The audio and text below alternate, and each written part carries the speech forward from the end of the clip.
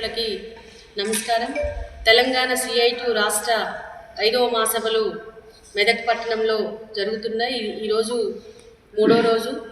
ఈ రోజుతో ముగుస్తుంది. ముఖ్యంగా ఈ రాష్ట్ర మహాసభల్లో అనేక రంగాల కార్మికుల సమస్యలు, అట్లాగే ప్రభుత్వ విధానాల మీద భవిష్యత్ పోరాటాలు ఎలా ఉండాలి అనేటటువంటిది కొన్ని ఈరోజు కేంద్ర బీజేపీ ప్రభుత్వం తీసుకొచ్చినటువంటి 4 లేబర్ కోడ్లుని తెచ్చింది. నోటిఫికేషన్ కూడా విడుదల చేసింది. వాటిని రద్దు చేయాలి అనేటటువంటిది రద్దు చేస్తూ ఈ తెలంగాణ రాష్ట్రంలో కూడా ఈ లేబర్ కోడ్స్ను అమలు చేయమని చెప్పేసి తెలంగాణ రాష్ట్రంలో అమలు చేయమని చెప్పేసి అసెంబ్లీలో తీర్మానం చేయాలనేది ప్రధానంగా ఒక తీర్మానం. అట్లాగే 1,20,00,000 మంది మొత్తం కూడా ఈ 73 షెడ్యూల్ పరిశ్రమలో పనిచేస్తున్నారు. కనీస వేతనాలని పెరుగుతున్న ధరలకు అనుగుణంగా సవరించాలని చెప్పేసి జీవోలను సవరించాలని, కనీస వేతనం 26,000 రూపాయలు ఇవ్వాలి అనేటటువంటిది కూడా ఒక ప్రధాన డిమాండ్.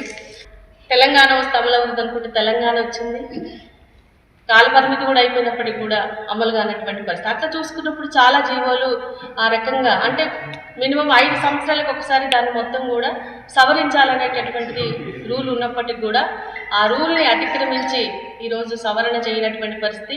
గత బీఆర్ఎస్ ప్రభుత్వం చేయలేదు, ఇప్పుడు ఉన్నటువంటి కాంగ్రెస్ ప్రభుత్వం కూడా అందుకు అనుగుణంగా ఏమి చర్యలు చేపట్టినటువంటి పరిస్థితి ఉంది. కాబట్టి తక్షణమే 73 పరిశ్రమల్లో కనీస వేతనాల జీవోల్ని సవరించాలి, కనీస వేతనం 26,000 రూపాయలు ఇవ్వాలి అనేటటువంటిది ప్రధానంగా మేము డిమాండ్ చేస్తున్నాం. ఎందుకంటే ఈరోజు పెరుగుతున్న ధరలకు అనుగుణంగా ఇచ్చేటటువంటి వేతనాలు చూసినప్పుడు ఇప్పుడు స్కీమ్ వర్కర్లు అయినా లేకపోతే ఇండస్ట్రీలో వర్క్ చేసేటటువంటి వాళ్ళు కాంట్రాక్ట్ అని, అవుట్ సోర్సింగ్ అని, డైలీ వేజ్ అని చెప్పేసి అట్లా ముద్దు పేర్లు పెడుతూ తక్కువ వేతనాలు ఇస్తున్నారు. అట్లా కాకుండా ఈ రాష్ట్ర ప్రభుత్వం నోటిఫికేషన్ తీసుకొచ్చింది. వెంటనే కేంద్ర ప్రభుత్వం దాన్ని ఉపసంహరించుకోవాలి అని చెప్పేసి, వెనక్కి తీసుకోవాలి, రద్దు చేయాలి అని చెప్పేసి CITU రాష్ట్ర మహాసభల సందర్భంగా కేంద్ర ప్రభుత్వాన్ని కోరుతున్నాం. ఈ రాష్ట్ర ప్రభుత్వాన్ని ఈ లేబర్ కోడ్ కనుక అమలైతే మొత్తం కూడా కార్మికులకి నష్టం, పెట్టుబడిదారులకి లాభం. ఒకప్పుడు 100 మంది కార్మికులు ఉంటే లేఅవుట్ ప్రకటించాలన్నా మూసివేయాలన్నా కూడా ప్రభుత్వము పర్మిషన్ తీసుకోవాలని చెప్పేది. ఇప్పుడు ఆ 100 కాస్త 300 మంది పనిచేసేటటువంటి దగ్గర కూడా ప్రభుత్వ పర్మిషన్ లేకుండా మేనేజ్మెంట్ ఎప్పుడైనా కూడా మూసివేసుకోవచ్చు అనేటటువంటి సడలింపులు అంటే మొత్తంగా పరిశీలించినప్పుడు ఈ లేబర్ కోడ్ను పరిశీలించినప్పుడు కార్మిక వర్గ ప్రయోజనాల కంటే కూడా పెట్టుబడిదారి ప్రయోజనాలే ఎక్కువగా ఉన్నటువంటి పరిస్థితి ఉంది. కాబట్టి కార్మికులకి నష్టదాయకంత త్వరగా కార్మిక వర్గ ప్రయోజనం కోసం ఈ 1,20,00,000 మంది సంబంధించిన ఈ జీవోలు 73 షెడ్యూల్ పరిశ్రమల జీవోలు సవరిస్తే 1,20,00,000 మందికి ఉపయోగపడేటటువంటి పరిస్థితి కూడా ఉంటుంది. కాబట్టి ఆ రకమైనటువంటి చర్యలకి పూనుకోవాలని చెప్పేసి ఈ మహాసభ తరఫున ఈ రాష్ట్ర ప్రభుత్వాన్ని కూడా మేము డిమాండ్ చేస్తున్నాం.